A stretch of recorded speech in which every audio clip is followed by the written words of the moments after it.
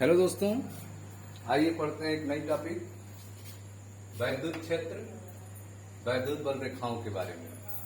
वैद्युत क्षेत्र तथा वैद्युत बल रेखाएं क्या होती हैं, इसके कंसेप्ट के बारे में हम लोग समझते हैं। एनसीईआरटी में आपका यह पहले अध्याय का 8वां हेडिंग है, वैद्युत क्षेत्र इलेक्ट्रिक फील्ड के बारे में। इलेक्ट्रिक फील्ड क्या होता है उसको समझते हैं, ठीक है। तो हम एक बिंदु लेते हैं P, एक पॉइंट लेते हैं P, ठीक है। यह P एक पॉइंट है, बिंदु P है। इस पर एक आवेश कैपिटल Q, बिंदु P पर एक आवेश कैपिटल Q है और इससे R दूरी पर, ठीक है, इससे R दूरी पर एक पॉइंट है जहां पर हम एक परीक्षण आवेश स्मॉल q को लाते हैं। परीक्षण आवेश एक टेस्ट चार्ज को लाते हैं। अब परीक्षण आवेश क्या होता है? परीक्षण आवेश एक अत्यंत अल्प सूक्ष्म आवेश होता है, ठीक है, जिसका अपना कोई आवेश नहीं होता है, कोई वैद्युत क्षेत्र नहीं होता है, ठीक है।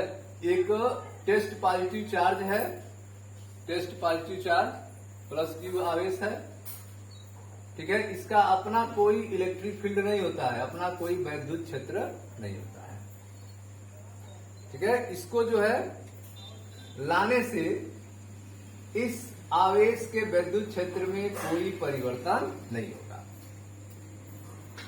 ठीक है। तो आप वैद्युत क्षेत्र के कंसेप्ट के बारे में पढ़ रहे हैं। आपको हमने बताया कि एक पॉइंट ले लेते हैं, यहां पे एक पॉइंट ले लिए P, जहां पर एक आवेश है कैपिटल Q, ठीक है। यह है यहां पे कैपिटल Q आवेश। इससे कुछ दूरी पर मान लेते हैं R दूरी पर एक परीक्षण आवेश लाते हैं, धन परीक्षण आवेश स्मॉल q लाते हैं। जो ही हम इस धन परीक्षण आवेश को लाएंगे, इस कैपिटल Q आवेश के द्वारा इस पर बल लगने लगेगा।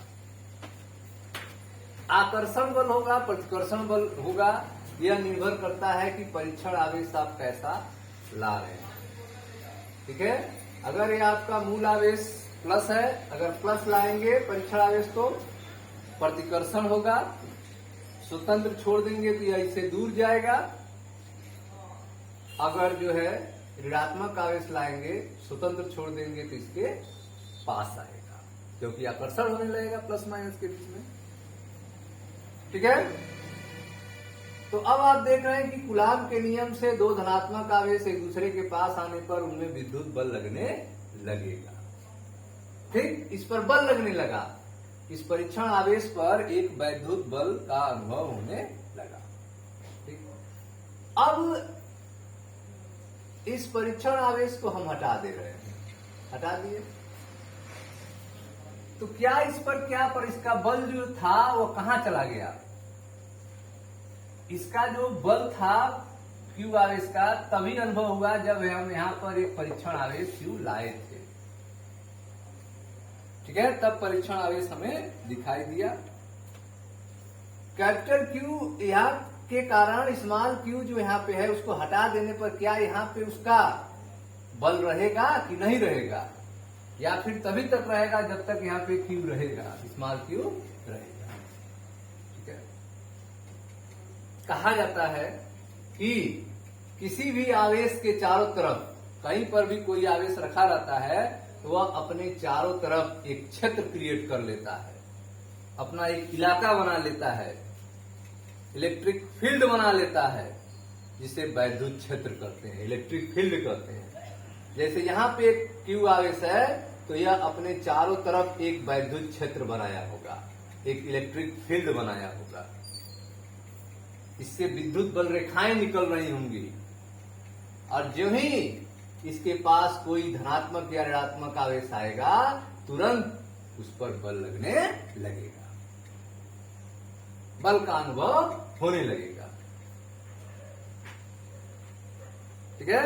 तो आप देख रहे हैं कि निर्वात में एक बिंदु P पर कोई एक आवेश स्थित है और जब हम इसके क्षेत्र में कोई परीक्षण आवेश को लाते हैं, परीक्षण आवेश क्या होता है? एक अत्यंत अल्पधन बिंदु आवेश होता है जिसका अपना कोई वैद्युत क्षेत्र नहीं होता है। ठीक है, इसको लाने पर, परीक्षण आवेश को लाने पर मूल आवेश के क्षेत्र में कोई परिवर्तन नहीं होता है। ठीक, तो किसी भी आवेश के चारों तरफ का वह क्षेत्र जहां पर कोई परीक्षण आवेश लाने पर उस पर बल का अनुभव हो, उसे उस आवेश का विद्युत क्षेत्र कहते हैं, इलेक्ट्रिक फील्ड कहते हैं। अब वैद्युत बल रेखाएं जो हैं, यह एक काल्पनिक रेखाएं हैं। वैद्युत क्षेत्र को प्रस्तुत करने के लिए हम रेखाएं खींच रहे हैं, या लाइंस आप देख रहे हैं। यह जो लाइंस हैं, एक काल्पनिक लाइंस हैं। वैद्युत बल रेखा वैद्युत क्षेत्र में खींचा गया काल्पनिक निष्कोण वक्र होता है। ठीक है, इसमें कहा गया है कि जो धनात्मक आवेश होते हैं उनसे बल रेखाएं बाहर की तरफ निकलती हैं और अनंत की तरफ जाती हैं। धनात्मक आवेश से बल रेखाएं जो निकलती हैं वो कहां जाती हैं? अनंत की तरफ, बाहर की तरफ जाती हैं। और जो ऋणात्मक आवेश होती हैं उससे बाहर से, अनंत से बल रेखाएं आकर समाहित होती हैं। धनात्मक आवेश में से बल रेखाएं बाहर की तरफ जाती हैं, अनंत की तरफ जाती हैं, और ऋणात्मक आवेश पर बल रेखाएं अनंत से आती हैं। ठीक है, अगर धनात्मक और ऋणात्मक आवेश एक दूसरे के नजदीक हों, जैसे फिगर में आप देख रहे हैं, यह धन आवेश है और यह ऋण आवेश है, एक दूसरे के नजदीक है, तो क्या होगा परिवर्तन? तो आप देख रहे हैं कि जब धनात्मक और ऋणात्मक दो आवेश होते हैं तो उन आवेशों में आकर्षण होता है, अट्रैक्शन होता है। तो बल रेखाओं के माध्यम से अगर इस अट्रैक्शन को आप समझें तो आपने देखा कि बल धनात्मक आवेश से निकलने वाली बल रेखाएं अनंत की तरफ जाती हैं। यहां से निकलने वाली बल रेखाएं आप देख रहे हैं अनंत की तरफ जा रही हैं। धनात्मक आवेश से निकलने वाली बल रेखाएं अनंत की तरफ जा रही हैं। लेकिन आप यह भी जान रहे हैं कि ऋणात्मक आवेश से जो बल रेखाएं होती हैं वो अनंत से उसकी तरफ आती हैं।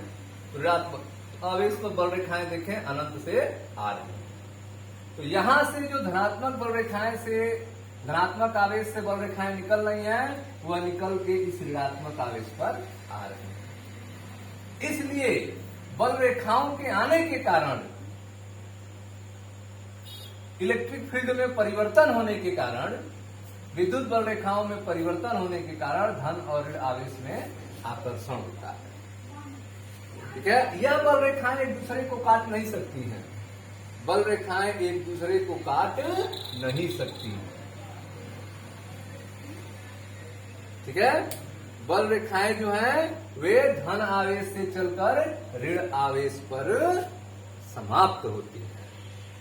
बल रेखाओं के गुण अगर पूछा जाए तो बल रेखाएं धन आवेश से चलकर ऋण आवेश पर समाप्त होती हैं।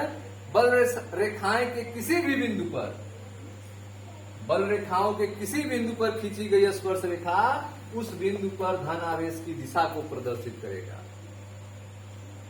बल रेखाओं के किसी भी बिंदु पर खींची गई स्पर्श रेखा वहां पे धन आवेश की दिशा को प्रस्तुत करेगा। जैसे यहां पर हम एक बिंदु लेते हैं, यहां पर एक स्पर्श रेखा खींचेंगे, यह धन आवेश की दिशा को रिप्रेजेंट करेगा। ठीक है, तो बल रेखाओं के किसी भी बिंदु पर खींची गई स्पर्श रेखा उस बिंदु पर धन आवेश पर लगने वाले बल की दिशा को प्रस्तुत करता है। ठीक है, दो बल रेखाएं एक दूसरे को काट नहीं सकती हैं। दो बल रेखाएं एक दूसरे को काट नहीं सकती हैं, क्योंकि अगर दो बल रेखाएं एक दूसरे को कहीं काट देंगी तो वहां पे दो दिशाएं प्रस्तुत होने लगेंगी, जो कि असंभव है। ठीक है, कटान बिंदु पर दो स्पर्श रेखाएं खींची जा सकती हैं और उस बिंदु पर बल रेखाओं की दो दिशाएं होंगी। उस बिंदु पर बल की दो दिशाएं प्रस्तुत होंगी, जो कि असंभव है। एक बिंदु पर बल की केवल एक ही दिशा होती है। इसलिए दो बल रेखाएं आपस में काट नहीं सकती हैं, क्योंकि काटने पर उस बिंदु पर दो बल रेखाओं की दिशा हो जाएगी, दो बल की दिशा हो जाएगी, जो कि असंभव है।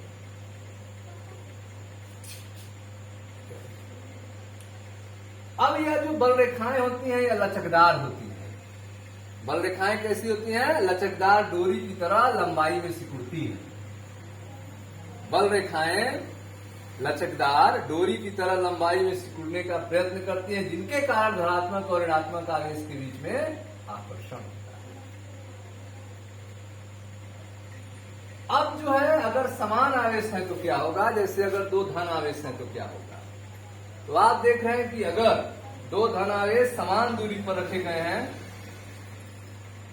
ठीक है, एक मध्य बिंदु है, वहां से समान दूरी पर दो धन आवेश रखेंगे होंगे, तो आप देख रहे हैं कि धन आवेश से बल रेखाएं निकलती हैं और अनंत की तरफ जाती हैं। धन आवेश से बल रेखाएं निकलती हैं और अनंत की तरफ जाती हैं। देखें आप, धन आवेश हैं, इनसे बल रेखाएं निकल रही हैं और अनंत की तरफ जा रही हैं। यह धन आवेश है, इनसे बल रेखाएं निकल रही हैं, अनंत की तरफ जा रही हैं। दो धन आवेशों के बीच में प्रतिकर्षण बल लगता है। दो धन आवेशों के बीच में प्रतिकर्षण बल लगता है। आप देख रहे हैं जबरदस्त बीच में प्रतिकर्षण बल लग रहा है, इसलिए बीच में एक उदासीन बिंदु मिल रहा है, एक न्यूट्रल पॉइंट मिल रहा है, जहां पर विद्युत क्षेत्र एकदम जीरो है। ठीक है, तो दो धन आवेशों के बीच में एक उदासीन बिंदु मिलता है, जहां पर विद्युत क्षेत्र जीरो होता है। ठीक है, इस उदासीन बिंदु से यह धन आवेश की दूरी और इस धन आवेश की दूरी बराबर है। अगर उदासीन बिंदु के दोनों तरफ की दूरियां बराबर न हो तब क्या होगा? देखिए ध्यान से, जैसे यहां पर दो धन आवेश हैं, यहां का उदासीन बिंदु न्यूट्रल पॉइंट बीच में है और यहां पर इनकी दूरी डिफरेंट है। इस आवेश की दूरी R1 है और इस आवेश की दूरी R2 है। ठीक है, ये इस आवेश को हम Q1 मान लेते हैं और इसको Q2 मान लेते हैं। यह आपका Q1 आवेश है और यह आवेश है आपका Q2। ठीक है, तो अब जो है उदासीन बिंदु की दूरियां अलग अलग हैं Q1 और Q2 के लिए। तो इस कंडीशन में, ठीक है, जो सूत्र आएगा वो होगा Q1/R1 स्क्वायर बराबर Q2/R2 स्क्वायर। Q1/R1 स्क्वायर बराबर Q2/R2 स्क्वायर। इस सूत्र से इसको हम सॉल्व करेंगे। ठीक है स्टूडेंट्स, तो आप पढ़ रहे हैं वैद्युत क्षेत्र और वैद्युत बल रेखाओं के बारे में। इसमें आपने देखा कि किसी भी आवेश के चारों तरफ का अपना एक क्षेत्र होता है, जिसे उसका वैद्युत बल क्षेत्र कहते हैं। ठीक है, वैद्युत क्षेत्र कहते हैं, जिसमें अगर कोई आवेश आता है तो वह मूल आवेश जो है उस पर बल लगाता है। वह बल आकर्षण का हो सकता है, प्रतिकर्षण का हो सकता है। आकर्षण का बल होगा तो वह उसकी तरफ आएगा, प्रतिकर्षण का बल होगा तो वह उससे दूर जाएगा। बल रेखाएं, तो वैद्युत बल रेखाएं वैद्युत क्षेत्र में खींची गई, ठीक है, काल्पनिक निष्कोण वक्र होती हैं। काल्पनिक निष्कोण वक्र होती हैं और जिस पर एक स्वतंत्र पृथक एकांक धनावेश चलता है। ठीक है, वैद्युत रेखाएं किसी बिंदु पर खींची गई स्पर्श रेखा उस धन आवेश पर लगने वाले बल की दिशा को प्रस्तुत करती है। धन आवेश से बल रेखाएं निकलती हैं, अनंत की तरफ जाती हैं। ऋण आवेश पर बल रेखाएं अनंत से आकर समाहित होती हैं। दो धन और ऋण आवेश होते हैं तो एक दूसरे को आकर्षित करते हैं, तो बल रेखाएं जो है लचकदार डोरी की तरह व्यवहार करके एक दूसरे को आकर्षित कर देती हैं। अगर दो धन आवेश हैं तो एक दूसरे में प्रतिकर्षण होता है, बीच में एक उदासीन बिंदु दिखता है। दो धन आवेश हैं, बीच की बिंदु से उनकी दूरियां बराबर न हो, उस कंडीशन में Q1/R1 स्क्वायर बराबर Q2/R2 स्क्वायर का सूत्र लगता है। ठीक है, वैद्युत बल रेखाओं के गुण की बात की जाए तो आपने देखा कि वैद्युत बल रेखाओं की गुण जो है, पहला है कि ये रेखाएं धन आवेश से चलकर ऋण आवेश पर समाप्त होती हैं। वैद्युत बल रेखाएं क्या होती हैं? धन आवेश से चलकर ऋण आवेश पर समाप्त होती हैं। बल रेखाएं की किसी भी बिंदु पर खींची गई स्पर्श रेखा, बल रेखाओं के किसी भी बिंदु पर खींची स्पर्श रेखा उस बिंदु पर धन आवेश पर लगने वाले बल की दिशा को प्रस्तुत करती है। यह दूसरा गुण हो गया। बल रेखा के किसी भी बिंदु पर खींची गई स्पर्श रेखा उस बिंदु पर धन आवेश पर लगने वाले बल की दिशा को प्रस्तुत करेगी। कोई भी दो बल रेखाएं एक दूसरे को काट नहीं सकती हैं। क्यों? क्योंकि उस दशा में कटान बिंदु पर दो स्पर्श रेखाएं खींचेंगी, जो कि असंभव है। ये रेखाएं खींची हुई लचकदार डोरी की तरह व्यवहार करती हैं।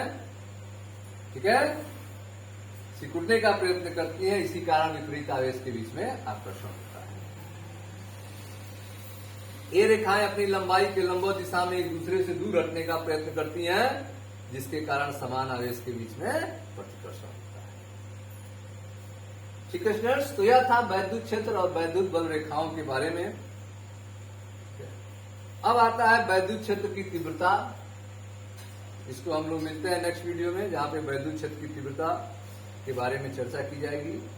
या आपने वैद्युत क्षेत्र और वैद्युत बल रेखाओं का कंसेप्ट पढ़ा। मिलते हैं नेक्स्ट वीडियो में। Thank you.